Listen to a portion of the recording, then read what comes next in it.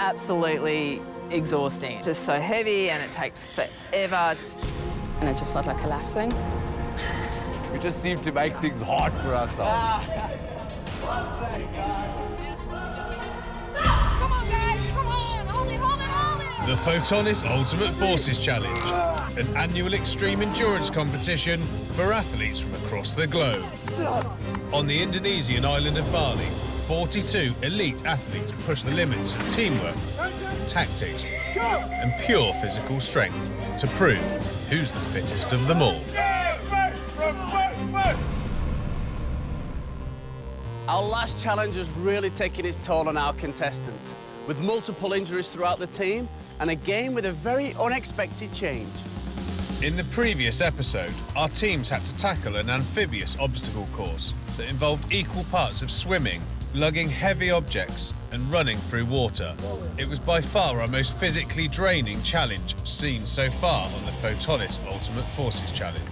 The running on the beach with that weight and the softness of the sand was exhausting. Hampered by a hamstring injury, Team Australia's strongman Adam was forced to sit out the challenge. We've got a running race, so you have to decide whether or not you stand down. It's a bit of a bloody tragedy in a way. Team USA didn't fare any better. With one team member already out, they began the race with the UFC minimum of 5 athletes. But just seconds into the race, Stephanie re-aggravated an old injury. As soon as we started going, her ankle gave out. I kind of feel like a little bitch that's copping out, and that's completely not my style. At the end of the day, Team South Africa won this grueling challenge and reasserted themselves at the top of our standings. Belgium retained second spot, followed by Australia, Canada and Team USA, whose inability to finish the race cost them dearly. It's early when our athletes arrive at today's location. And as always, they have no idea what challenge is awaiting them. It's obvious, though, that it will be held in a very unique location. Today's challenge takes place here in this abandoned, overgrown theme park. A place where people should be running around and having fun. The question is, will our teams be running around and having fun here too? Clearly, some athletes are enjoying themselves more than others. We have to operate today without Victor. Not feeling very well, and we were spoiled with a lot of Indonesian food. It didn't sit very well with my stomach. He was up the whole night puking and just coughing his lungs out. Meanwhile, Stephanie from Team USA has yet to fully recover from her fall from the cargo net. And there's already something here previously. Yeah, I broke 9 bones in it 2 years ago, so it's sort of a... So it's a recurring thing? Yeah, probably didn't hold up as well, but... What does that mean for today? Can you compete? Given the information that I know about the competitions, I think it's just something that I'm not going to be able to do. It's tough because I don't like to wuss out. Well, why don't we go and find out from the authorities what you can do with 4 people? Right. As other teams go through their pre-game rituals, Team USA's future in the competition seems highly uncertain, and that's putting it mildly. If no team can make it to at least 5 contestants for one race, then that's it, the whole competition is over. Then it's over. So this really forces them to try and push through hurt and injury and sickness and everything. I'm sorry. It's an Ultimate Forces challenge, then. It's not a walk in the park, is it? No, it's not to do with 4 people. Yeah. Okay. 4 guys, so we have to stop with them. We had a feeling that wouldn't be very Yeah. productive for us. We knew with 4 we'd be at a deficit as well, so... You know what, this is a team event. We're down to 4 and we just can't compete with 4 anymore, so that's what, at the end of it, we're out of the competition. It was gutting to see them have to pull out like that. They were a very, very strong team. They're brilliant people, really, really nice people. It was sad to see them go. It was really, really sad to see them go. But also, it just slap of reality stick. Due to injuries, Team USA have been our recent eviction. The rules clearly state if you cannot begin a challenge with at least 5 people, that results in an automatic disqualification.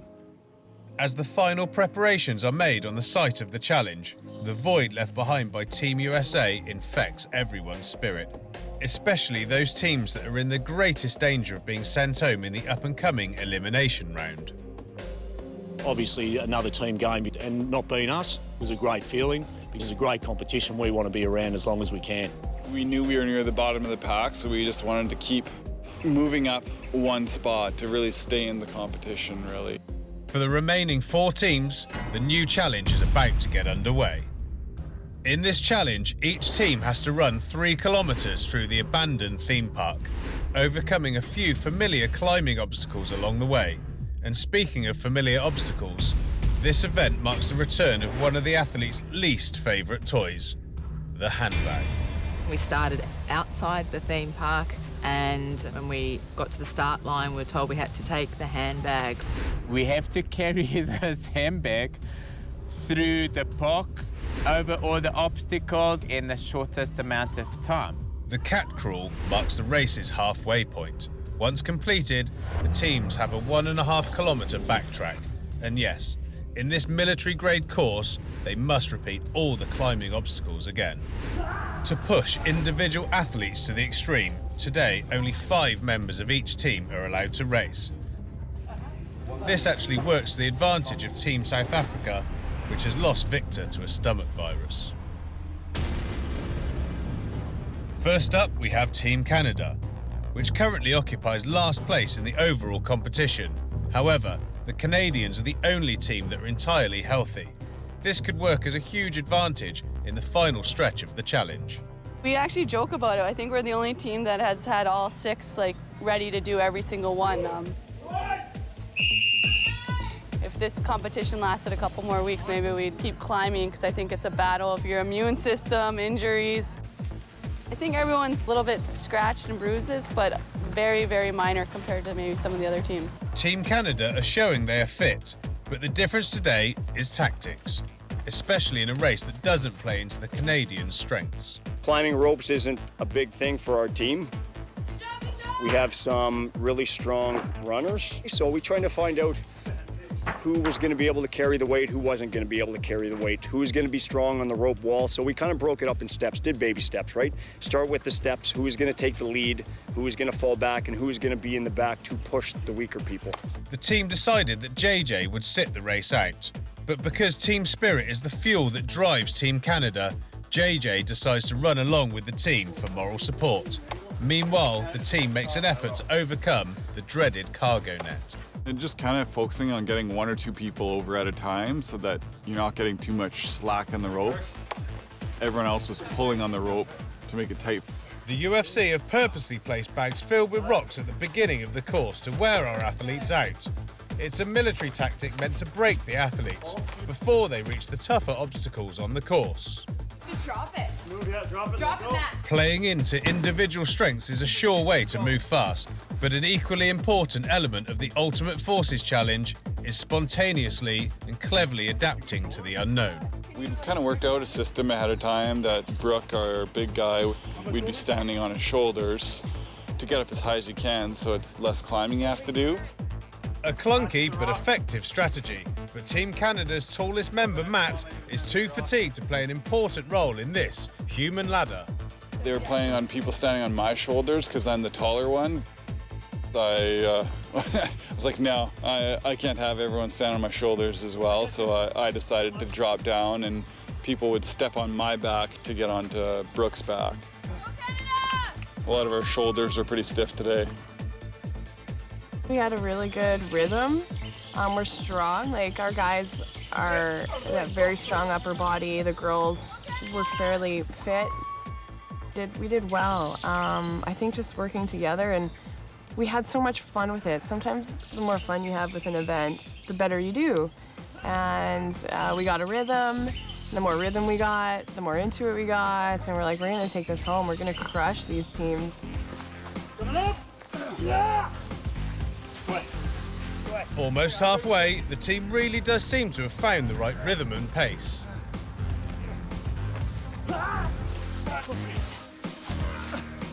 Go, Brooke. Give me your hand. When you reach the cat crawl, you're at the halfway point. There's only one rule. Once you're on the rope, you may not touch the ground, but help from a teammate is allowed. Got it. There you go, that's it, Brooke.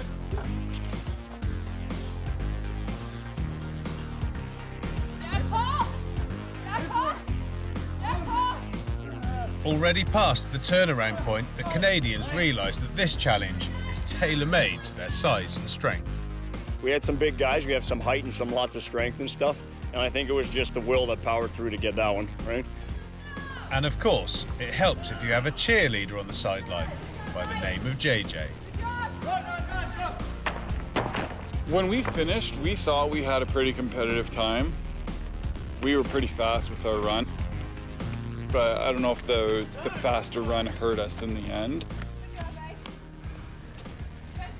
Oh, that was fun. Yeah. That was good teamwork, guys. On three, 1, 2, 3! Next up, Team Australia. Even though Adam with his injured hamstring is the obvious choice to bypass the challenge, Adam could go at a slower pace, but he's got good capacity to carry the handbag. it's Nicole who ends up on the sidelines. The Australians have a straightforward strategy. Strongman Adam will own the handbag and run the course at his own pace while the others sprint ahead. With the Americans out of the competition, Australia suddenly find themselves one spot removed from elimination. Only 3 teams will reach the finals, so for Team Australia, staying ahead of last place Canada is of the utmost importance. The strategy was for the 2 girls to run with our tall man and for Gary and Ads to bring up the rear with the handbag. Behind them is Adam, who's trudging along at a leisurely pace in order to avoid aggravating his hamstring again. As the challenges go, they're definitely targeted towards a certain muscle set to actually shatter that one muscle and then push you onto the next to go for that. It's definitely using your whole body for each exercise. And that's precisely what the Ultimate Forces Challenge is all about. Meanwhile, Adam finally scales the first obstacle on the course. The rest of the team is far ahead, exploiting their own special weapon of the day, Wayne. Yes, we still had to use the rope, but we were able to help our teammates up, so it's extremely useful having Wayne on the team because he's 7 foot tall. Already well into the challenge, the Australians are able to save precious time by avoiding the ropes altogether.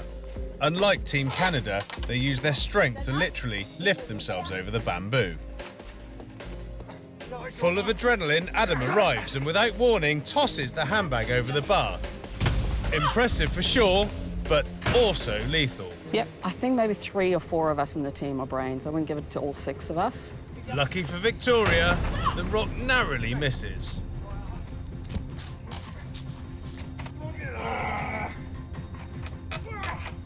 Now 5 obstacles into the race, fatigue is starting to slow down the Australian machine. Go, push! At the next obstacle, Gary and Adam have trouble lifting themselves up. We were advised in the briefing not to use the structure to climb over, but our 2 men coming behind got separated. While Gary thinks he's helping Adam by taking over the handbag and running ahead, the fact is he leaves injured Adam behind to fend for himself. And Adam, always clever, does something against the UFC rulebook. He grabs onto the side of the obstacle for help. He didn't have any help, and so he just used a structure to get up and over by himself, so busted. Whether he knows it or not, a full minute penalty awaits him at the finish line. In the meantime, Team Australia are truly pushing the boundaries of their physical capabilities. Absolutely exhausting. It's just so heavy and it takes forever to get anywhere and everything is aching and hurting and you just can't wait to the end. Come on, guys! Victoria is the last to finish the cat crawl, and that means one thing: they're only halfway. We were absolutely exhausted, but we were delighted to hear our time because we were coming first, so our time was pretty amazing. Completely exhausted, the Australians cross the finish line, including Adam. Now they will have to wait and see what their performance is worth, knowing that a time penalty must be applied. Crossing that finish line, it just felt like collapsing. But we're a team, and that you have your teammates there to help lift you up. It was pretty amazing for a bunch of old farts. We got through pretty quick. Australia, how was that? Awesome! Yeah? Tell me about it. It's hot. We went over lots of stuff. Yeah? With a great big rock. Yeah? And we just smashed it. But as with everything, Chris, teamwork got us through, mate. We all Yeah. supported each other, got on back, Awesome shoulders, support. feet. Yeah, so it's definitely teamwork building. I've never walked over a man so much. I find that hard to believe. The Aussies are satisfied, for now. Next up, Team Belgium. Attention! 3, 2, 1! The Belgians are currently in second place in the overall competition, and with only 2 challenges left, it seems likely that they will avoid elimination. But first things first. We let Bianca out. She's gonna run with us for our support.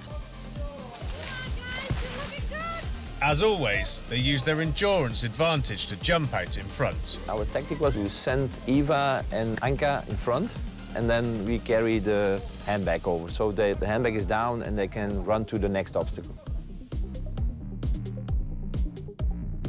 It was good, it was running, all the obstacles, work together, good. That's what we came for. Team Belgium are flying over the first few obstacles. Next.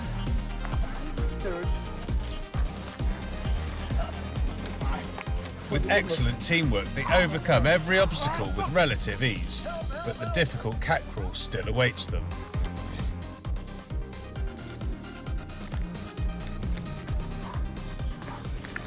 Eva is the first to reach the cat crawl, with Bianca right behind her. Eva may be a natural climber, but Anka clearly is not. Up!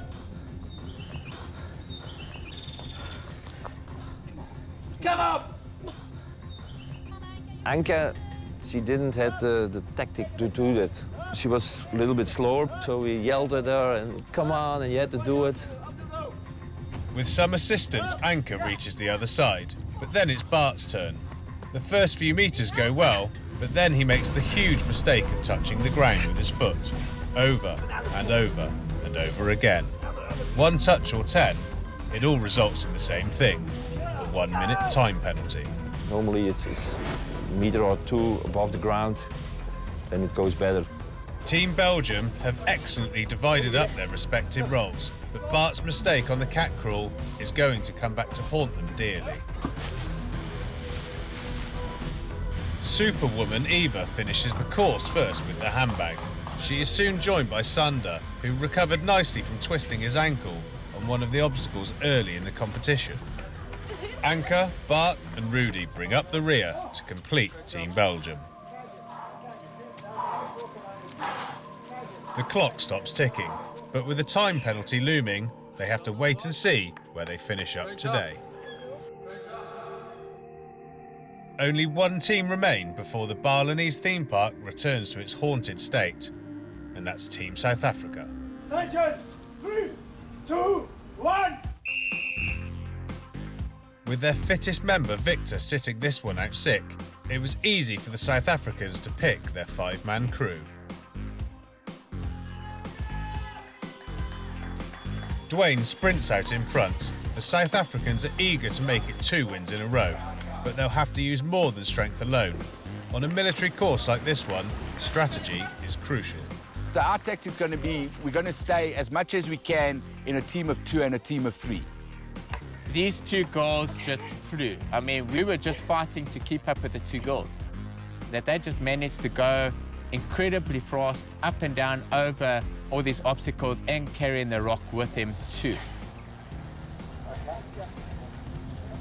Despite pushing themselves hard and moving easily over the obstacles, halfway in the race, the South Africans seem to be moving more slowly every minute.